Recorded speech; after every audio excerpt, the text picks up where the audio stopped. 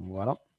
Alors, la deuxième partie, donc, sur la justification par la foi. Donc, malgré le fait que c'est quand même un sujet qui est vraiment un sujet de base, qui est au fait, on pourrait dire, c'est un peu la définition même, le cœur même de qu'est-ce que c'est que d'être chrétien. Mais je crois quand même que la justification par la foi est un sujet que nous devons vraiment approfondir texte en main pour vraiment comprendre ce que la Bible nous apprend à ce sujet. Alors, la deuxième partie, nous allons vraiment nous axer sur Jésus-Christ en tant que notre exemple. Et à nouveau, nous allons parcourir un certain nombre de questions et donc voir quelle est la réponse à ces questions texte en main. Et peut-être tout d'abord un tout petit récapitulatif de la première partie. Donc, la première partie avait pour titre qu'est-ce que c'est que le péché. Et nous avons vu qu'en fait, il y a deux évangiles. Un évangile qui est très répandu, non seulement dans l'Église catholique, mais également dans quasiment toutes les dénominations chrétiennes. Et l'idée que cet évangile soutient, cette idée est également très, très présente dans l'Église adventiste. Et c'est un évangile qui est en fait axé sur la nature dont nous héritons. Hein. Elle tentera donc de répondre à la question de savoir comment nous, en tant que pécheurs nés, pouvons vivre dans un état de péché continu et être finalement unis à Dieu.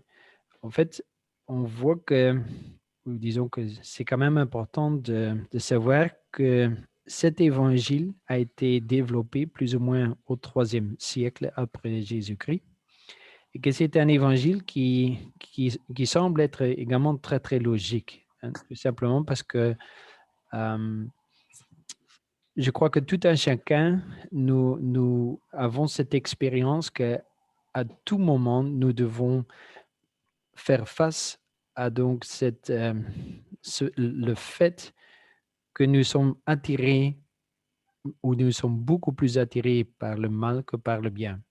Que c'est beaucoup plus évident pour nous de faire quelque chose qui va à l'encontre des commandements que de vivre selon les commandements de Dieu.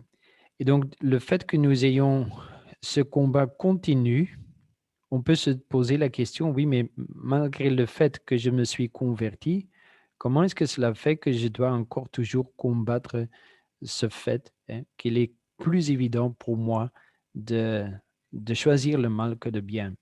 Et donc, cet évangile est vraiment basé sur ce fait et donc va donc expliquer que nous avons en effet hérité de cette nature et que, oui, de par cette nature, nous péchons. Et donc, cela veut dire également que le fait que nous sommes pécheurs est quelque chose d'inévitable.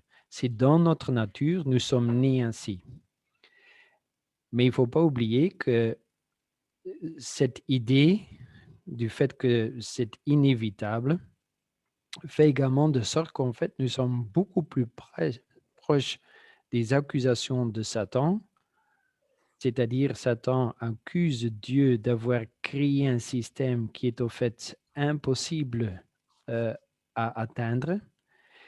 Et nous vous avons également vu que dans les traductions récentes des Bibles, que cette traduction récente est également faite dans cette pensée, donc de cette idée que le péché est inévitable. D'un autre côté, nous avons ce qu'on pourrait dire cet évangile éternel, l'évangile qui est décrit dans la Bible et qui nous parle au fait d'un problème, qui souligne au fait que le problème, c'est un problème de volonté. Hein. Nous avons donc le problème de la volonté qui est rebelle et des choix négatifs. Mais l'accent sur cet évangile éternel est mis sur le caractère que Dieu veut développer en nous. Donc ici, il n'est pas question de quelque chose d'inévitable, il y a plutôt question de responsabilité. Dieu nous offre quelque chose et c'est à nous à faire ce choix et à, au fait, à refaire ce choix chaque jour. Et là, ce sont deux idées, deux évangiles, en fait. On pourrait dire quelque part qu'il y a des similitudes, mais quand on va vraiment jusqu'au fin fond de cet évangile ou de cette différence, on voit qu'en fait, ces deux évangiles nous amènent vraiment à une toute autre vue, surtout euh, en ce qui concerne Dieu. Parce qu'en fait, cette nouvelle évangile, si on pourrait la nommer un tel, cette nouvelle évangile, en fait, démontre Dieu comme étant un Dieu qui trouve cela normal que nous ayons la deuxième mort, tout simplement, donc que nous soyons totalement détruits, tout simplement parce que nous sommes nés descendants de Adam.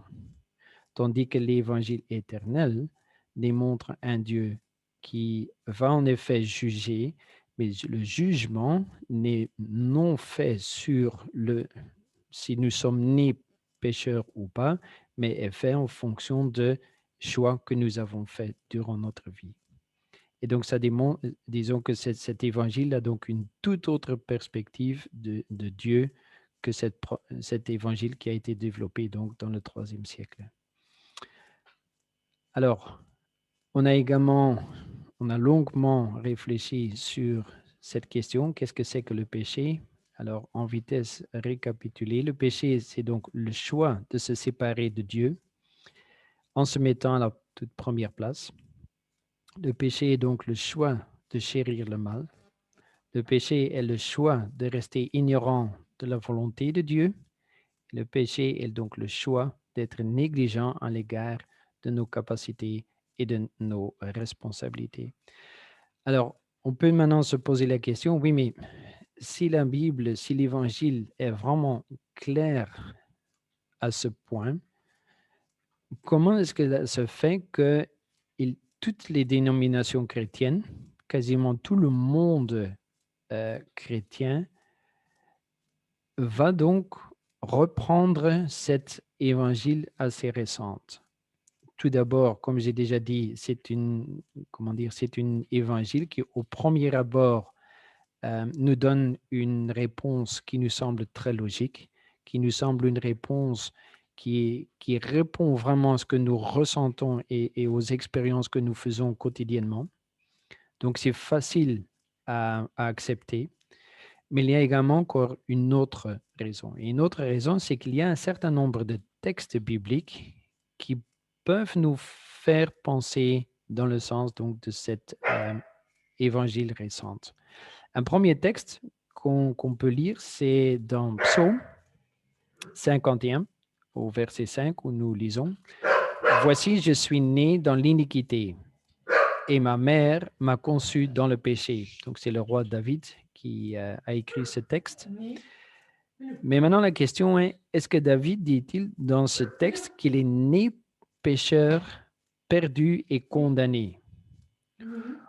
Ou est-ce que David est plutôt en train de dire qu'il est né dans une situation qui est pas très favorable, hein? On pourrait dire, par exemple, si quelqu'un est né dans une famille, prenons tout simplement par exemple hein, une famille de voleurs, est-ce que cet enfant qui est né dans cette famille, est-ce que cet enfant est un voleur? Je crois que la réponse est non. Est-ce qu'il y a une chance réelle que cet enfant, ce nouveau-né, va, après un certain temps, devenir un voleur? Oui, plus que probablement. Donc, il est né dans une situation très peu, comment dire, positive, mais c'est une, comment dire, c'est une situation défavorable, mais le simple fait d'être né dans cette situation-là ne fait pas encore de ce nouveau-né quelqu'un qui est perdu et condamné. Donc, je crois qu'ici également, il faut faire la distinction des choses. Un autre texte qui est souvent cité dans le contexte que nous sommes en train de discuter actuellement, c'est dans Romains 5, le verset 18, où nous lisons « Ainsi donc, comme par une seule offense, la condamnation a atteint tous les hommes. » Donc, par l'offense qui a été commise par Adam, tous les hommes, et on pourrait dire toute l'humanité, hein, est donc condamnée. Et donc ce texte est souvent cité pour démontrer, OK, voilà, nous sommes nés condamnés tout simplement parce que nous sommes descendants d'Adam. Et il est vrai que ce texte dit cela, hein, malgré tout ce que j'ai dit dans la toute première présentation. En effet, ce texte dit clairement que nous sommes condamnés par l'offense qui a été commise par Adam. Mais je crois qu'il est également clair que ce n'est que la toute première partie de ce verset. Quand on prend ce verset en entier, là nous lisons, de même, par un seul acte de justice, la justification qui donne la vie s'étend à tous les hommes. Donc, si on prend le texte tout entier, on peut dire en effet tous, donc même ceux qui ne connaissent pas Adam, sont en effet condamnés par l'offense qui a été commise par Adam. Mais au même niveau, on peut dire que, à nouveau, tous, même ceux qui ne connaissent pas Jésus, sont au fait, ont cette justice, cette justification qui est donnée par Jésus. Donc ici, à nouveau, on peut dire, OK, d'accord, nous sommes nés dans une certaine situation qui est à nouveau très peu favorable, mais nous ne sommes pas condamnés à rester dans cette situation. Jésus nous offre, par l'acte de justice qu'il a fait, il nous offre la possibilité de sortir de cette situation que nous avons héritée de Adam. Alors, on ne va pas continuer à vraiment chaque fois étudier les textes qui sont parfois expliqués d'une façon qui n'est pas tout à fait en ligne avec la Bible. Je crois qu'il est plus important de nous approfondir vraiment sur les textes qui nous apprennent ce que nous devons vraiment savoir, même sur les sujets qui peuvent quand même être un peu plus compliqués à comprendre. Par exemple, une des choses qui n'est pas toujours évident à comprendre, c'est qu'est-ce que ça veut dire que Jésus s'est fait chair, hein? Donc la parole s'est faite chair. Et là, nous allons à nouveau lire un certain nombre de textes, mais peut-être auparavant, avant de commencer d'étudier et d'approfondir cette question, qu'est-ce que cela veut dire, je crois qu'il est en effet bon de se souvenir du fait que dès que nous commençons à étudier ou que nous approchons le thème de qui est Dieu, là, nous devons être quand même au clair que on commence on se trouve là, à ce moment-là, sur une terre sacrée, hein. Nous sommes créés. Donc, dès que nous commençons à dire des choses concernant le Créateur, nous devons savoir qu'en fait, nous devons enlever nos chaussures et rester très humbles. Mais d'un autre côté, je crois que il est quand même bon, et Ellen White souligne ce fait également. Elle dit, par exemple, que l'étude de l'incarnation du Christ est un terrain fertile qui récompensera le chercheur, qui creuse profondément pour trouver des trésors cachés. Donc, ce n'est pas parce que étudier la divinité de Jésus est quelque chose qui nous dépasse que pour cela, nous ne devrions pas l'étudier. Non, nous devons nous, nous approfondir sur ce sujet tout en sachant qu'on se trouve sur une terre sacrée. Alors, un premier texte qui est quand même important ou intéressant à lire pour comprendre qu'est-ce que cela veut dire que la parole s'est faite chair.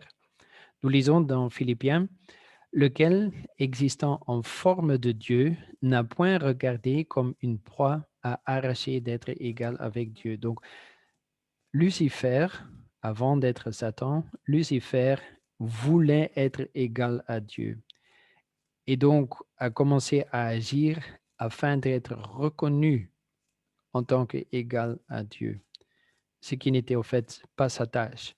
Tandis que Jésus ne doit pas comment dire, essayer d'être vu en tant que Dieu. Il est Dieu. Hein. Donc, je crois que c'est vraiment très important de souligner ce fait que Jésus est entièrement Dieu et il n'est pas un peu moins, ou je ne sais pas comment on pourrait éventuellement encore décrire, il est totalement égal avec Dieu. Le texte est très clair à ce sujet. Le prochain verset nous dit, mais il s'est dépouillé. Dans d'autres traductions, on peut lire, il s'est vidé lui-même en prenant une forme de serviteur, en devenant semblable aux hommes et ayant paru comme un simple homme. Donc, Jésus, c'est donc, comment dire, on pourrait dire qu'un certain nombre de ses attributs, de ses caractères divins, il les a mis à côté de lui. Il s'est donc vidé, il s'est dépouillé, il est venu en tant qu'être humain, un simple homme, donc sans ses caractères qui est au fait les siennes, mais sans ses caractères divins. Dans Jean, nous lisons, c'est Jésus lui-même qui est à la parole, c'est Jésus qui dit, je ne puis rien faire de moi-même. Donc là, on voit vraiment qu'il s'est en effet dépouillé, vidé, parce qu'en tant que Dieu créateur, c'est Jésus au fait qui a créé la terre. Jésus, en tant que créateur, peut faire de nombreuses choses. Mais quand il est venu ici, quand il est né en tant que nouveau-né par la Vierge Marie, à ce moment-là, il est né en tant qu'être humain et il dit clairement, je ne puis rien faire de moi-même. Dans Jean 14, c'est à nouveau Jésus qui est à la parole. Là, nous lisons, ne crois-tu pas que je suis dans le Père et que le Père est en moi? Les paroles que je vous dis, je ne les dis pas de moi-même, et le Père qui demeure en moi, c'est lui qui fait les œuvres. Donc, le verset 10 nous démontre à nouveau très clairement que quand Jésus était ici parmi nous, il n'était pas capable de faire toutes ces choses que nous connaissons, hein, tous ces miracles et tous les enseignements qu'il nous a donnés. Il ne les a pas faits lui-même. Il les a donnés par le Père. C'est par la bénédiction et par donc le travail du Père en lui qu'il les a faites. Et ce qui est quand même très important également à lire dans cette même pensée, c'est donc dans le verset 12. En vérité, je vous le dis, celui qui croit en moi fera aussi les œuvres que je fais, et il en fera de plus grandes, parce que je m'en vais au Père. Donc, en fait, ce que Jésus est en train de dire, c'est que, en fait, il n'y a pas de différence entre lui et nous. Au contraire, il nous appelle, au fait, à par la foi et avoir cette même relation avec le Père comme lui, il avait avec le Père. Et à ce moment-là, tout ce qu'il a fait, et même plus que ce qu'il a fait, nous pourrons également le faire. Donc, Jésus est très clair à ce niveau-là. Il dit, il n'y a pas de différence entre vous et moi. Dans Luc, nous lisons un autre texte. Et Jésus croissait en sagesse, en stature et en grâce devant Dieu et devant les hommes. Pourquoi est-ce que je souligne ce texte? Ben, tout simplement, quand nous lisons le mot croissait en sagesse, ben, comment dire, on peut que croître en quelque chose si on n'est pas parfait. Si on est déjà parfait, si on a déjà toute la sagesse qu'on pourrait avoir, ben alors il est impossible de croître en sagesse. Donc le fait que Jésus a donc eu ce processus de grandir, ça veut dire qu'il n'est pas né euh, parfait avec toute la sagesse, avec toute la grâce, etc., etc. Il a, il a grandi dans ces choses. Et je crois qu'ici, c'est quand même également important de souligner, par exemple, dans le livre de Jésus-Christ, au chapitre 7, il y a tout un chapitre intitulé Les années de l'enfance, où Ellen White décrit l'enfance de Jésus, où nous voyons vraiment qu'en effet, Jésus a donc dû apprendre tout ce qu'il savait et tout ce qu'il a en fait également enseigné. Il a dû même apprendre qui il était lui-même en réalité. Donc, il a vraiment dû apprendre de tout, comme nous devons également tout apprendre. Dans Ésaïe, nous lisons, « Il s'est élevé devant lui comme une faible plante, comme un rejeton qui sort d'une terre desséchée. Il n'avait ni beauté ni éclat pour attirer nos regards, et son aspect n'avait rien pour nous plaire. » Donc, cela souligne en fait encore un tout autre aspect, dans ce sens où nous voyons qu'en fait Jésus était un homme comme tant d'autres. Il n'y avait rien de charismatique en lui. Donc, c'était quelqu'un qui n'avait ni une beauté spectaculaire, ni un éclat pour attirer. Il n'a donc aucun aspect pour nous plaire, hein. Donc, si quelqu'un est donc appelé à suivre Jésus, c'est tout simplement par ce que Jésus enseigne et par ce que Jésus fait, et non pas par une autre caractéristique, bien au contraire, hein. Si Jésus était assis quelque part, eh bien, il n'attirait absolument pas l'attention, au contraire. Alors, la parole s'est faite chair, hein. On peut dire qu'il est exact de dire que Jésus n'a pas cessé d'être Dieu lorsqu'il est devenu homme. Je crois que c'est très important de souligner ce fait, hein, parce qu'il y a énormément de discussions quand on commence à parler du fait que Jésus s'est fait chair. Ce n'est pas parce qu'il s'est fait chair qu'il n'était plus Dieu, bien au contraire. Mais il a mis de côté les attributs par lesquels il est Dieu afin de pouvoir vivre en tant qu'homme. Donc, il s'est dépouillé, il s'est vidé de tous ces attributs qui font de lui Dieu. C'est l'homme Jésus qui a fait des choix, hein. Donc, tout comme nous, il a dû faire des choix et il a rencontré les problèmes de la vie, tout comme nous rencontrons également toutes sortes de problèmes dans notre vie. Et c'est là l'énorme risque donc de devenir humain. Et donc Jésus a vécu, tout comme nous, nos faiblesses et nos incompétences naturelles. Il les a vécues tout comme nous. Et c'est ça qui veut dire au fait, la parole s'est faite chair. Alors, le Christ a pris notre nature, hein. Qu'est-ce que cela veut dire? Là, à nouveau, il y a quand même un certain nombre de textes qui sont très intéressants à lire.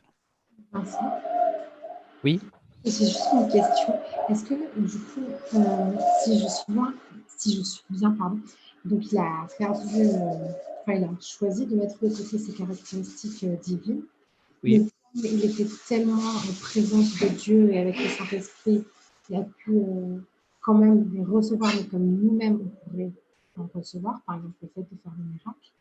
Mais du coup, est-ce que, enfin, c'est un détail, il n'était pas omniscient en fait. Enfin, il ne savait pas lire dans la tête des gens. Est-ce que c'est quelque chose qu'il a eu parce qu'il était proche du Saint-Esprit que nous aussi on pourrait faire? Je ne sais pas si je suis claire. tout à fait. Donc, je vais certainement répondre, enfin j'espère que je vais répondre à cette question. Donc, nous allons voir qu'en effet, ce qui est important en fait, hein, je crois que c'est un peu la conclusion de toute cette présentation, mais c'est déjà bien à savoir auparavant, c'est qu'en effet, nous ne sommes pas comme Jésus et nous sommes pas appelés à être comme Jésus. Je crois que c'est très important de souligner ce fait. Satan dit que nous sommes égaux à Dieu. Donc, comment dire, je crois que ce serait une erreur de dire que nous sommes égaux à Jésus. Et nous allons voir qu'il y a des différences énormes entre Jésus et nous. Par contre, quand il s'agit de remporter une victoire sur le péché, à ce moment-là, nous sommes égaux. Jésus est venu à notre niveau en ce qui concerne faire face aux tentations. Et donc, la victoire que Jésus a eue face au péché, cette victoire-là, nous sommes appelés à partager avec lui. Mais ça ne veut pour ça pas dire que nous sommes égaux à Jésus. Nulle part dans la Bible, nous sommes appelés à être égaux à Jésus. C'est Satan qui voudrait être égal à Jésus. Hein? Et je crois que là, c'est une différence très importante à faire. Il s'agit sur la question, est-ce que Dieu est juste? Est-ce que ses commandements sont des commandements qui sont justes ou pas? Et est-ce que c'est inévitable pour nous, de par notre nature, de pécher? Ou est-ce qu'en effet, par ce que Jésus nous offre, est-ce que nous pouvons faire face à ces tentations, ces tentations et ne pas pécher? Là est la question. Et alors, on verra qu'en effet, Jésus a démontré que malgré le fait que nous ayons cette nature déchue, que malgré tout, il est possible de ne pas se laisser tenter par toutes sortes de choses et que nous pouvons en effet partager la victoire que Jésus a eue. Et je crois que c'est ça, au fait, le cœur de cette présentation, de cette étude de ce soir. Hein. Donc, ce n'est nullement pour démontrer que nous sommes égaux à Jésus. Là, c'est clair, la réponse est non. Absolument pas. Alors, donc, pour revenir au thème spécifique maintenant, qu'est-ce que ça veut dire que Christ a pris notre nature? Hein? Dans Romains, nous avons un texte intéressant dans ce sens où nous lisons « Car chose impossible à la loi, parce que la chair la rendait sans force. » Donc, par la loi, nous n'allons pas être changés. Nous n'allons pas être, comment dire, nous n'allons pas recevoir cette grâce qui fait de sorte que nous pouvons remporter la victoire. Dieu a condamné le péché dans la chair en envoyant, à cause du péché, son propre Fils dans une chair semblable à celle du péché. Donc, ici, à nouveau, nous voyons très clairement que Jésus est venu dans une chair semblable à celle du péché. Même si ce n'est peut-être pas encore tout à fait clair qu'est-ce que ça veut dire égal au péché, mais c'est quand même déjà très important à savoir. Alors, dans Philippiens, nous relisons ce texte. Hein. Donc, Jésus s'est dépouillé lui-même en prenant donc la forme d'un serviteur et en devenant semblable aux hommes, hein, ayant donc paru comme un simple homme. Dans Jean 4, nous lisons « Reconnaissez à ceci l'Esprit de Dieu. Tout esprit qui confesse que Jésus-Christ est venu en chair est de Dieu. Mais tout esprit qui ne confesse pas Jésus n'est pas de Dieu. C'est celui de l'Antichrist dont vous avez appris la venue et qui maintenant est déjà dans le monde. » Donc, cela démontre clairement quelle est l'importance au fait de souligner le fait que Jésus soit vraiment venu en chair. Hein.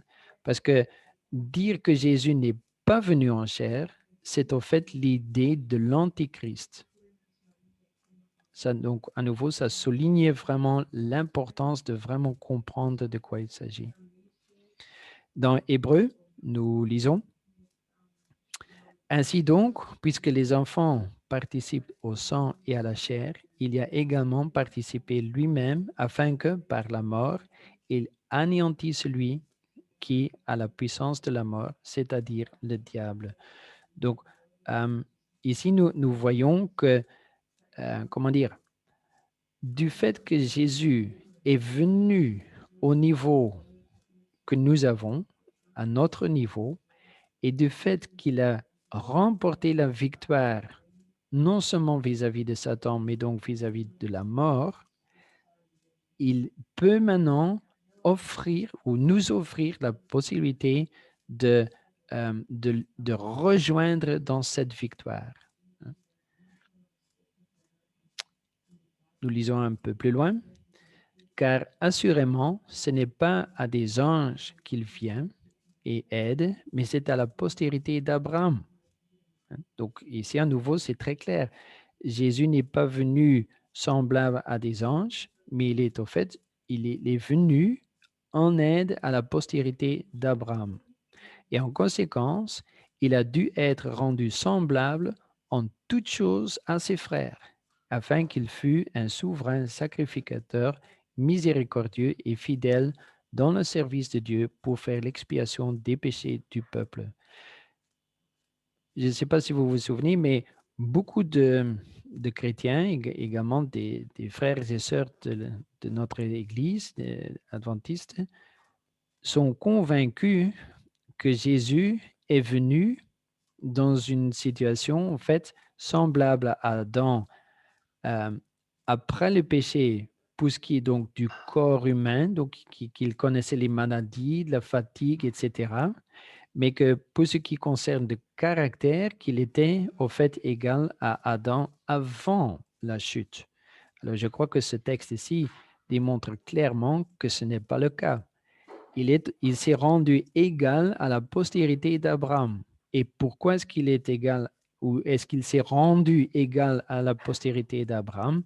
Tout simplement pour qu'il puisse faire l'expiation des péchés de ce peuple.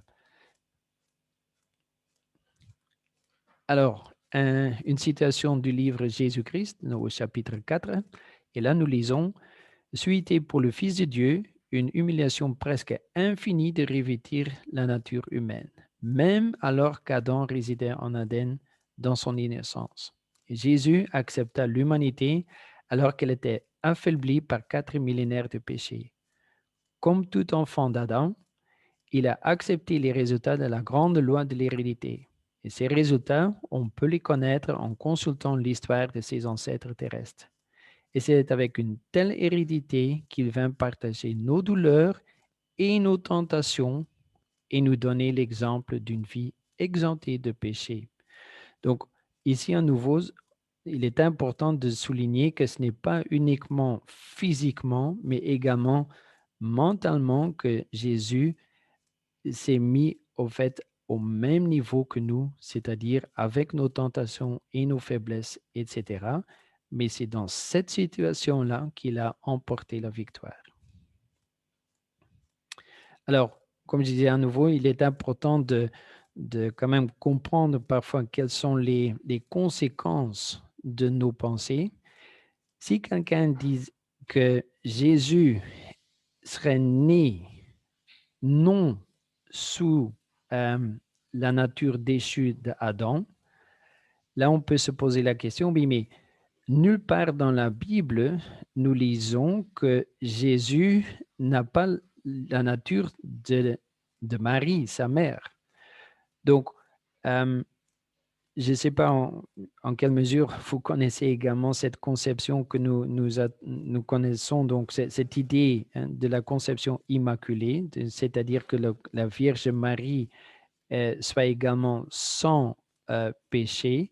Mais en fait, toute cette conception revient de cette idée, parce que l'idée est, si Jésus est donc né sans tentation, sans cette nature déchue, ben, la seule façon pour lui d'être né de cette façon-là, c'est que Marie également soit d'une nature non déchue. Et donc, on arrive donc à cette idée donc de la conception immaculée qui est au fait absolument non biblique. Donc, ici à nouveau, nous voyons que dès que euh, nous nous séparons quelque peu de ce que la Bible nous enseigne, après un certain temps, nous arrivons en fait à accepter des idées, des théories qui sont très, très loin éloignées de ce que la Bible nous enseigne. Et ce qui est important à comprendre, c'est qu'il y a une très grande différence entre avoir une nature déchue et être un pécheur condamné. À nouveau, je vais prendre un autre exemple maintenant. Un enfant qui est né dans une famille où il y a de l'abus d'alcool, est-ce que cet enfant est condamné à être alcoolique? Non. Est-ce que cet enfant va plus que probablement avoir des problèmes d'alcool? Oui, plus que probablement. Est-ce que le fait que cet enfant ait cette, comment dire, cette faiblesse vis-à-vis de l'abus d'alcool, est-ce que cela fait de lui un pécheur? Non. Quand est-ce que cet enfant devient un pécheur? Au moment où cet enfant comprend ce que c'est que l'abus d'alcool et que au moment où il fait face à un verre d'alcool, il commence à avoir toutes sortes de raisonnements pour, au fait, s'expliquer à lui-même qu'il peut quand même boire ce verre. À ce moment-là, il fait un choix tout en sachant très bien qu'en fait, il ne peut pas prendre ce verre d'alcool, mais il fait le choix de quand même prendre toutes sortes de raisonnements afin qu'il puisse quand même prendre ce verre d'alcool. À ce moment-là, il devient un pécheur. Donc, si Jésus a une nature déchue, ce qui est donc le cas, ça ne veut pas dire que nous disons que Jésus est un pécheur. Bien au contraire, ça sont deux choses totalement différentes. Et c'est parce que ces deux choses sont souvent intermélangées que beaucoup ont des problèmes à bien comprendre qu'est-ce que cela veut dire que Jésus a pris notre nature. Parce que pour beaucoup de personnes, dès que l'on dit que Jésus a pris notre nature déchue, ça veut dire que Jésus est pécheur. Mais ce n'est pas le cas. Il a pris notre nature déchue, il a eu ses tentations, il a eu ses faiblesses, mais ce n'est pas parce qu'il a eu ses tentations que pour ça il est pécheur. Là est donc toute la différence. Alors, je crois qu'ici, c'est également important de bien comprendre quelle est l'accusation de Satan, parce qu'en fait, c'est le fait qu'il y a donc une nouvelle évangile, c'est en fait le résultat de cette accusation que Satan a émise. Alors, l'accusation de Satan est, ou disons que l'un de ses principaux arguments de Satan était que la loi de Dieu était injuste pour les personnes déchues parce qu'elles ne pouvaient jamais y obéir. La seule façon donc pour Jésus de réfuter ce mensonge, donc de démontrer que cette accusation était sans fond, est au fait de prendre la nature déchue et d'obéir à la loi de Dieu dans cette nature déchue. Et je crois que c'est très important de comprendre ça parce que si Jésus serait venu dans une autre nature, ben Satan aurait immédiatement dit, oui, mais tu n'as rien prouvé du tout. Tu as tout simplement en fait confirmé ce que je disais. Parce que si tu es venu dans une autre nature, ça démontre que si tu serais venu dans la nature égale à l'être humain, tu n'aurais pas obtenu la victoire. Donc, je crois qu'il est le simple fait qu'il s'agit de, comment dire, c'est en fait toute la controverse que nous avons ici. Et donc, si nous soulignons le fait que Jésus soit venu dans une autre nature, en fait, ça veut dire que nous nous rallions à l'accusation de Satan. Encore un certain nombre de textes dans Témoignage dans le volume 7. Là, nous lisons jamais ce message n'a été appliqué avec plus de force qu'aujourd'hui. De plus en plus, le monde met à néant les prétentions de Dieu. Les hommes sont devenus audacieux dans la transgression. La méchanceté des habitants du monde a presque rempli la mesure de leur iniquité. La terre a presque atteint la limite où Dieu permettra au destructeur de faire sa volonté sur elle. La substitution des lois des hommes à la loi de Dieu et l'exaltation par une simple autorité humaine du dimanche à la place du sabbat biblique est le dernier acte du drame. Lorsque cette substitution deviendra universelle, Dieu se révélera. Il se lèvera dans sa majesté pour secouer terriblement la terre. Il sortira de sa place pour punir les habitants du monde de leur iniquité et la terre révélera son sang et ne couvrira plus ses morts. Le grand conflit que Satan a créé dans les cours célestes sera bientôt, très bientôt, tranché à jamais. Bientôt, tous les habitants de la terre auront pris parti, soit pour, soit contre le gouvernement du ciel. Je crois que c'est très clair cette situation. C'est au fait, comme je disais, la grande controverse. Nous savons que cette grande controverse va maintenant à un point culminant. Et donc, ce point culminant, le symbole dans ce point culminant, c'est le sabbat. Et qu'est-ce que le sabbat a à voir avec donc la nature et la victoire que Jésus a emportée sur le péché? Dans la prochaine citation, le prochain paragraphe, nous allons comprendre. Aujourd'hui, comme jamais auparavant, Satan exerce son pouvoir de tromperie pour tromper et détruire toute âme non vigilante. Nous sommes appelés à réveiller le peuple pour qu'il se prépare aux grandes questions qui lui sont soumises. Nous devons avertir ceux qui sont au bord de la ruine. Le peuple de Dieu doit mettre en avant toute sa puissance pour combattre les mensonges de Satan et démolir ses forteresses.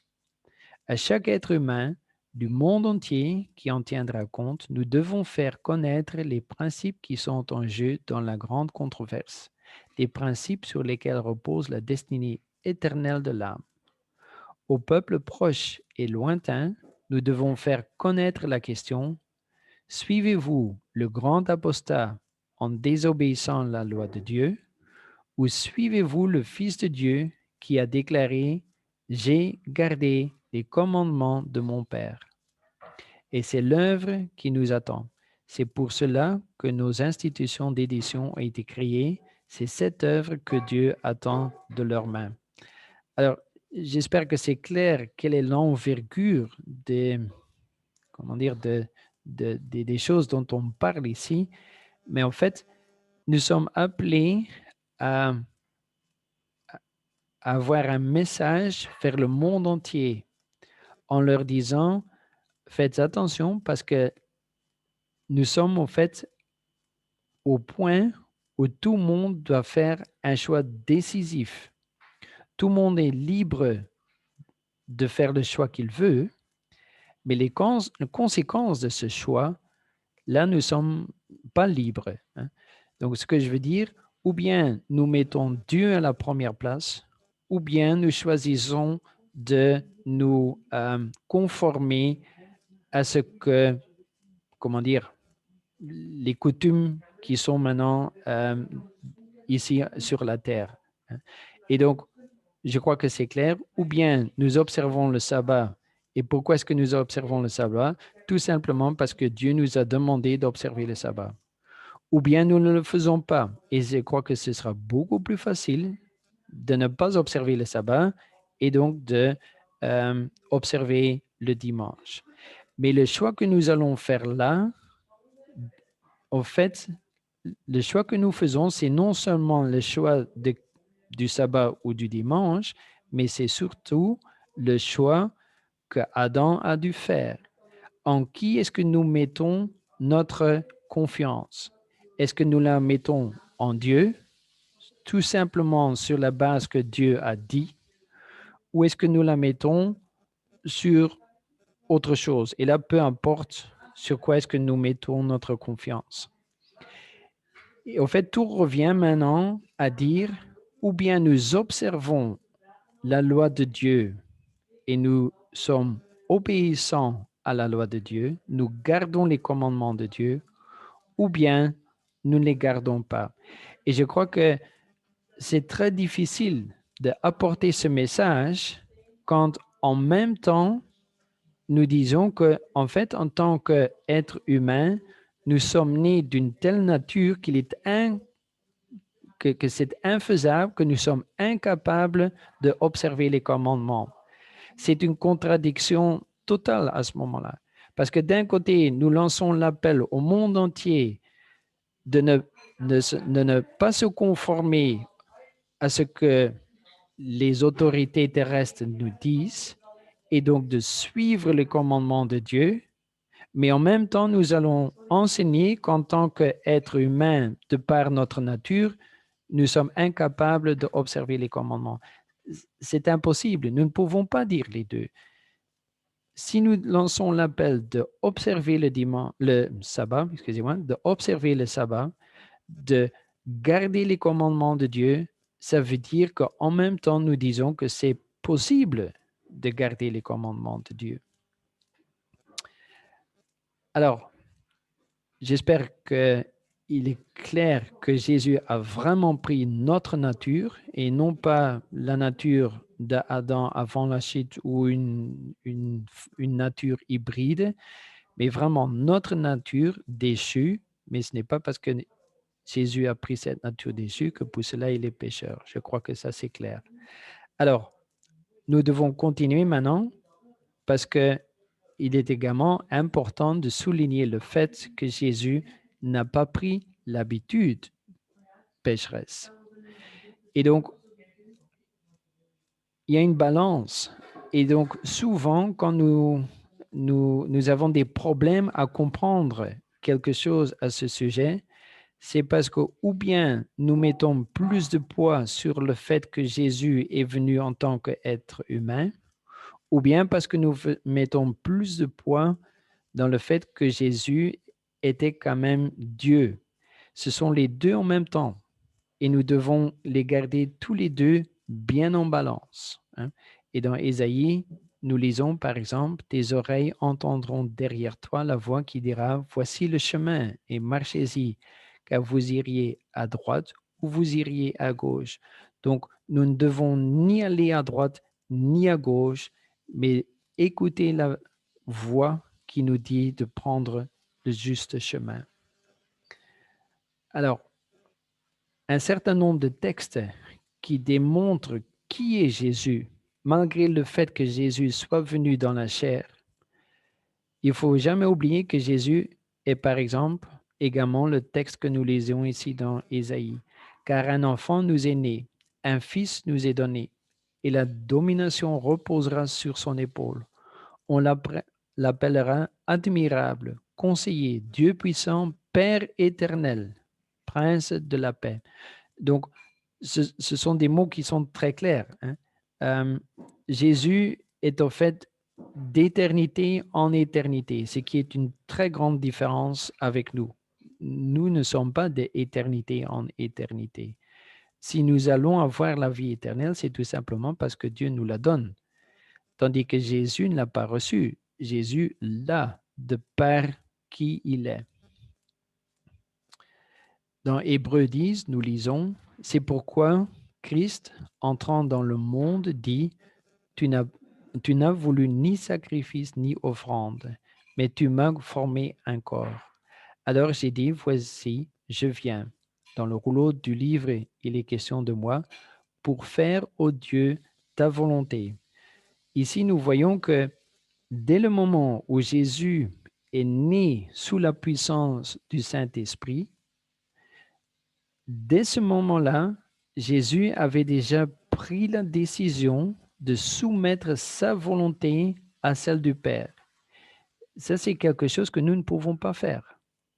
Au moment où nous sommes nés, nous n'avons pas pris de décision. Nous n'étions même pas conscients de prendre des décisions. Donc là, à nouveau, nous avons quand même une différence avec Jésus. Dans Luc, nous lisons, l'ange lui répondit, le Saint-Esprit viendra sur toi et la puissance du Très-Haut te couvrira de son ombre. Et c'est pourquoi le Saint-Enfant qui naîtra de toi sera appelé Fils de Dieu. Alors, je crois nous avons déjà souvent souligné le fait que nous ne sommes pas nés pécheurs, mais nous sommes nés avec une nature déchue. Jésus, lui, il est né saint.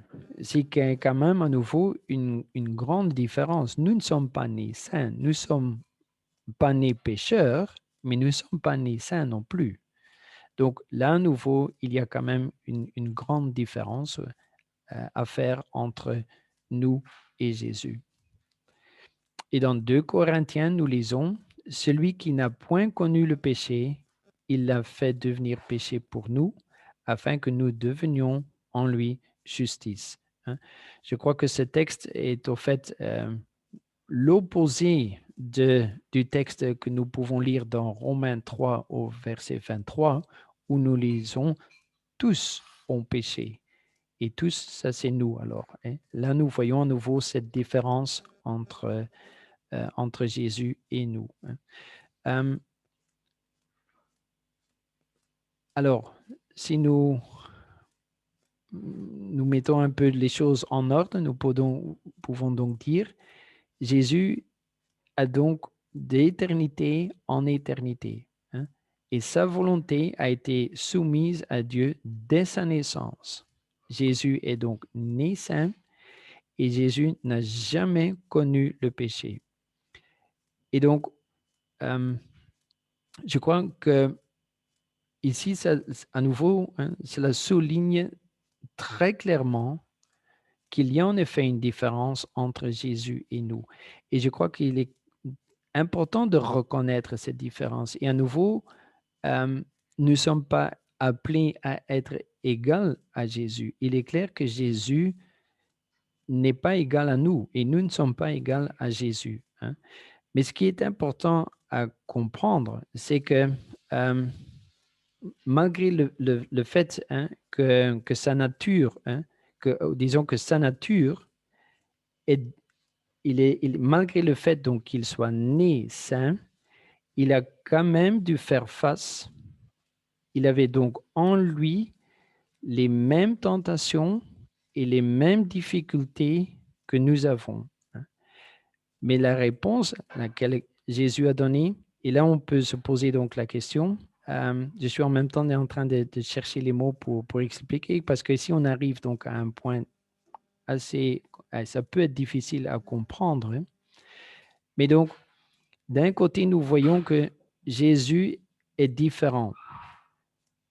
Et malgré le fait qu'il est différent, il est clair que Jésus a démontré que l'accusation de Satan n'était pas correcte. Donc, il est venu à notre niveau, malgré le fait qu'il y a une différence. Et pourtant, on pourrait dire, oui, mais toutes ces choses que nous lisons ici, ça donne quand même à Jésus comment dire, un très grand avantage. Hein.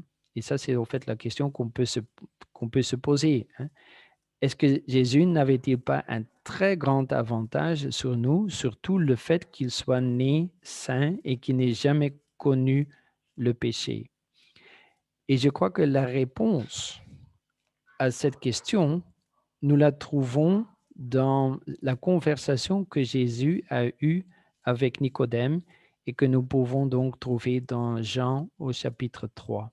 Et la réponse que Jésus a donnée à Nicodème, c'est que, en effet, il y a une différence à la naissance. Nous ne sommes pas nés saints, tandis que lui, il est né saint. Mais Jésus explique clairement à Nicodème que pour nous, nous avons une solution dans le fait que nous avons la possibilité de naître à nouveau. Et dans cette nouvelle naissance qui nous est donnée, à ce moment-là, nous sommes nés par le Saint-Esprit. Et là, nous avons la même chose que Jésus. Jésus est né du Saint-Esprit et de Marie. Nous également, à la nouvelle naissance, nous pouvons avoir ce lien avec le Saint-Esprit, tout comme Jésus avait. La différence se trouve alors uniquement au fait que Jésus n'a jamais développé une habitude de péché.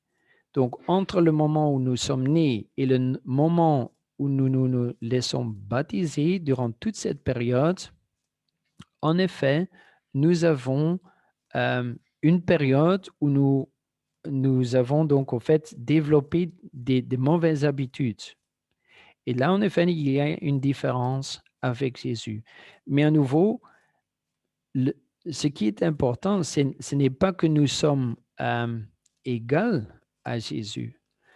La question est, au moment où nous sommes également ralliés, ou disons que nous avons la possibilité d'avoir cette même connexion avec le Saint-Esprit que Jésus a. Donc, si Jésus avait cette relation étroite avec le Père, ben nous également, nous pouvons grandir dans cette relation étroite à partir donc de la nouvelle naissance. Nous pouvons naître à nouveau et à ce moment-là, nous avons donc une période où nous pouvons apprendre et à grandir dans cette nouvelle relation que nous pouvons avoir. Et à ce moment-là, chaque chose que Jésus a utilisée ou avait à sa disposition pour vaincre le péché, ben, dès le moment où nous sommes nés à nouveau, nous avons exactement les mêmes possibilités, les mêmes, comment dire, les mêmes forces, la même puissance. Je ne sais pas quel autre mot on peut encore utiliser, mais donc à ce moment-là, il n'y a plus de différence entre nous et Jésus. Et donc, dans Philippiens, par exemple, au chapitre 2, au verset 5, il est clairement dit que il y a donc cette promesse où nous pouvons avoir le même état d'esprit que Jésus. Dans Éphésiens, chapitre 4, au verset 13, nous lisons « Jusqu'à ce que nous soyons tous parvenus à l'unité de la foi et de la connaissance du Fils de Dieu, à l'état d'homme fait, à la mesure de la stature parfaite de Christ. » Donc, nous également, nous pouvons donc croître dans la connaissance et nous pouvons atteindre la mesure de la stature parfaite de Christ. Donc, nous n'avons pas la même, comment dire, Jésus est en effet Dieu à 100%, nous ne le sommes pas. Jésus est né d'une certaine façon, nous ne sommes pas nés de cette façon, mais nous pouvons avoir ce que Jésus a donc nommé cette nouvelle naissance. Et donc, au moment où nous nous laissons donc baptiser, parce que ça, c'est donc cette nouvelle naissance, à ce moment-là, il est clair que le Saint-Esprit vient en nous. Et donc, à ce moment-là, nous avons exactement les mêmes choses à notre disposition que Jésus avait au moment où il devait faire face à donc le péché et à faire face aux attirances, etc. Alors, dans Signe des temps, nous lisons, Satan a déclaré qu'il était impossible pour les fils et les filles d'Adam d'observer la loi de Dieu et a donc imputé à Dieu un manque de sagesse et d'amour. S'il ne pouvait pas observer la loi, alors il y avait faute du législateur. Nous continuons dans Témoignage. C'est à vous de céder votre volonté à la volonté de Jésus-Christ. Donc, nous, comment dire, je crois que c'est quelque chose qui est très connu.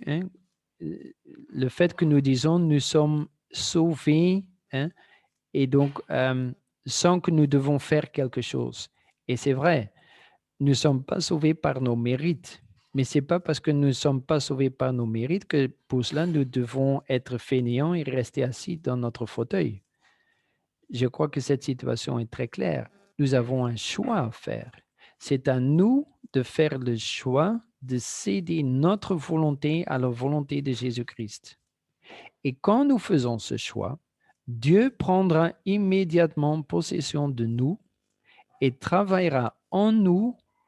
Et je crois que c'est ça, en fait, la vraie signification d'avoir le Saint-Esprit en nous.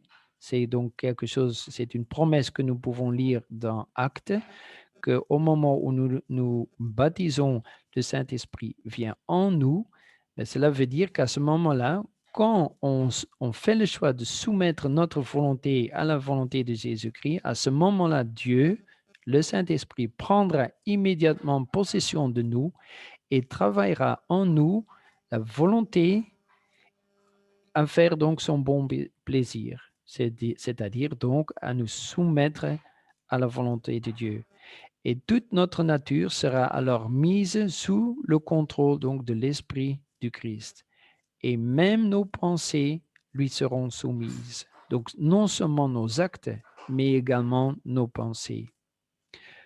Vous ne pouvez pas contrôler, donc nous ne pouvons pas contrôler nos pulsions ni nos émotions comme nous le souhaiterions, mais nous pouvons contrôler notre volonté et nous pouvons apporter un changement complet dans notre vie. En cédant notre volonté au Christ, notre vie sera cachée avec le Christ en Dieu et ralliée à la puissance qui est au-dessus de toutes les principautés et pouvoirs.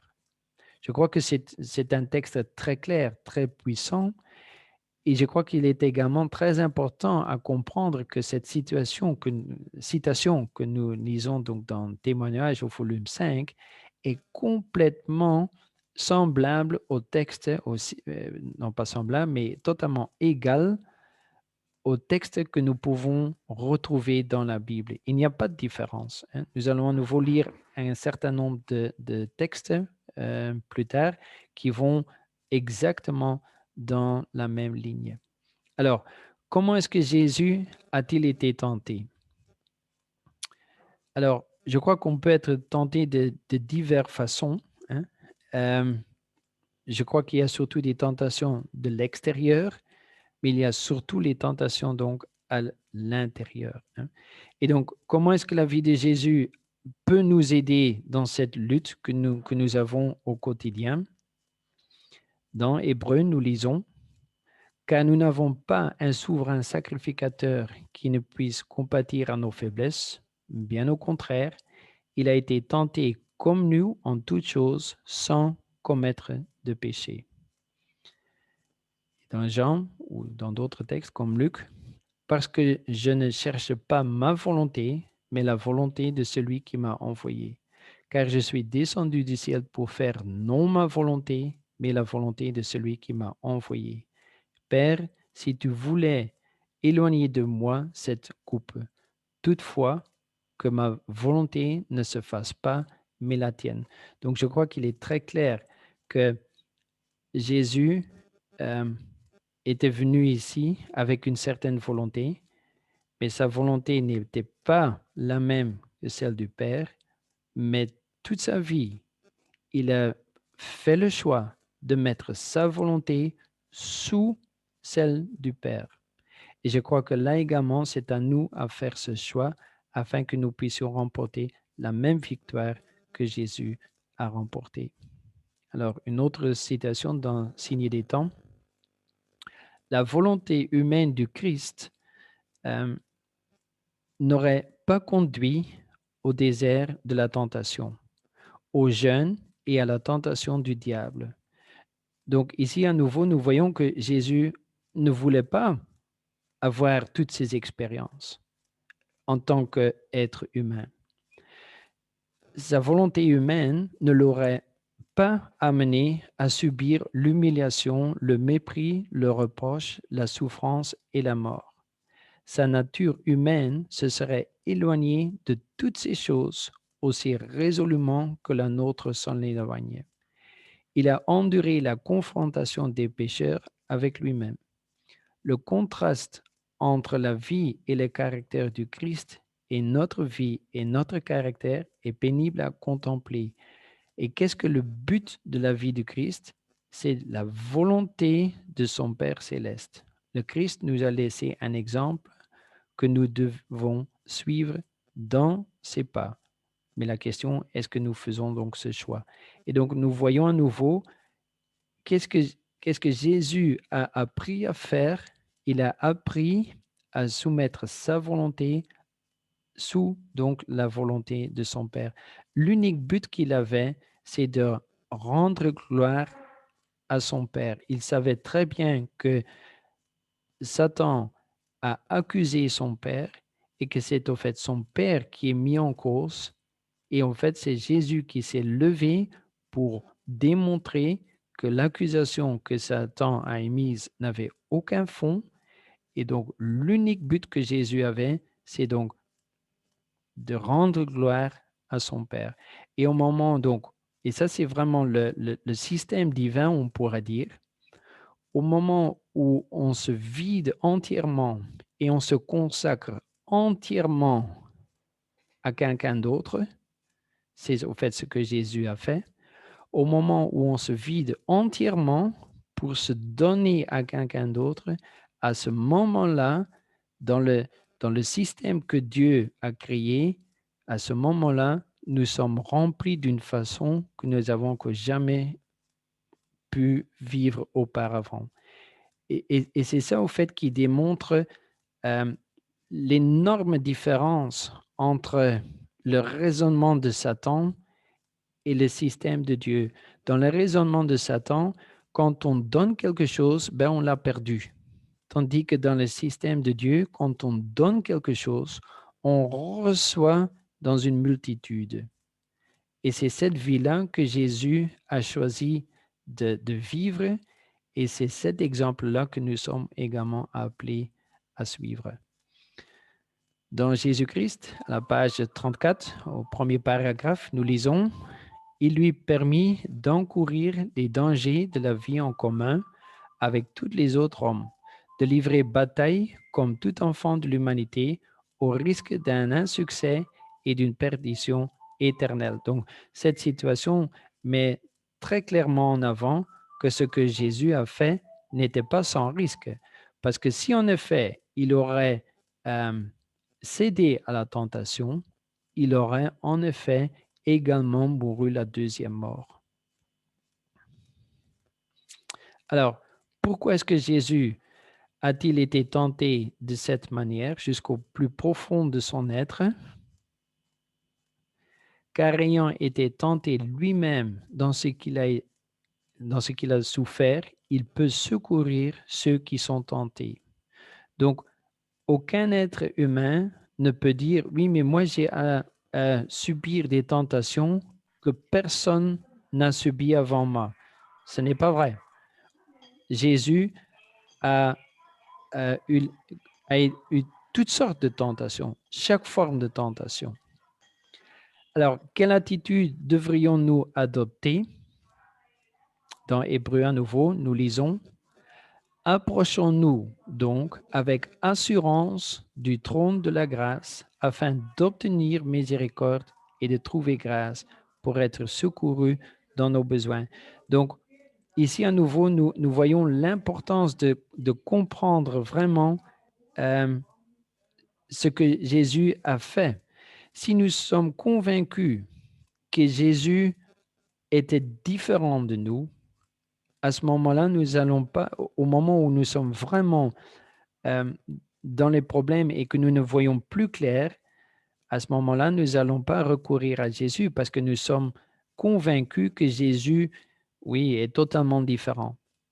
Mais justement, c'est à ce moment-là que nous devrions reprendre ces textes et qu'à ce moment-là, nous devrions savoir: non, Jésus a vécu exactement les mêmes choses. Et même si je me trouve maintenant dans une situation où je ne vois plus d'issue, c'est maintenant, même si je me sens éloigné de Dieu, même si je me sens absolument pas prêt à rencontrer Dieu, eh ben, c'est à ce moment-là que nous devrions nous approcher du trône de Dieu, du trône de grâce, afin d'obtenir miséricorde.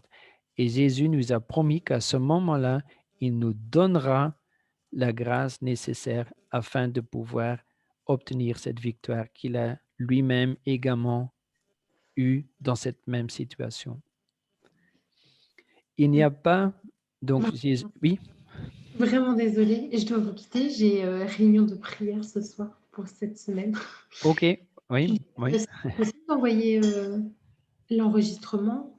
bien sûr, pas de problème. Je vais envoyer à nouveau le lien avec l'enregistrement. Pas de Merci. problème. Ok, bonne réunion de prière. Oui, merci. Au revoir. Donc, cette citation dans, non, pas Desire of Ages, j'ai oublié donc de traduire, c'est donc le livre Jésus-Christ. Il n'a pas fait appel pour lui-même à une puissance qui nous serait refusée. En tant qu'un homme, il a fait face à la tentation et l'a vaincu par la force que Dieu lui a donnée. Alors, on a déjà souvent souligné le fait que nous devons comprendre ce thème dans le thème donc de la grande controverse. Jésus a vécu une vie que Satan avait dit qu'il était impossible à vivre. Jésus a vécu une vie qui était censée être impossible dans ce sens où Satan avait dit qu'il était impossible pour un être humain qui est né dans une nature déchue de vivre selon les commandements de Dieu. Et donc, Jésus a clairement démontré que non, cette accusation est fausse.